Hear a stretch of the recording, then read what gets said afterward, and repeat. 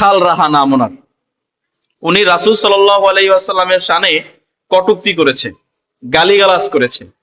আরো দুইজন, একজন আমার মতো হুজুর মুফতি, উনি ইসলাম ছেড়ে দিয়েছেন এবং রাসূল সাল্লাল্লাহু আলাইহি ওয়াসাল্লামের সাথে বেয়াদবি করেছেন। আরো একজন, দুইজন তারা মিলে, অথচ তাদের লেবাস আমার মতো, মাথায় টুপি আছে। একজন মুফতি আর একজন হাফেজ। নাউজুবিল্লাহ বলেন। আল্লাহ রাব্বুল আলামিন কার থেকে কখন যে হিদায়াত ছিনিয়ে নিবেন আমরা জানি না। এই জন্য আমরা 5 ওয়াক্ত নামাজ আল্লাহর কাছে প্রার্থনা করি, ইহদিনাস সিরাতাল মুস্তাকিম। আল্লাহ, মরার আগ পর্যন্ত আপনি সিরাতুল মুস্তাকিমের উপরে, হেদায়েতের উপর আমাদেরকে অটল রাখিয়েন।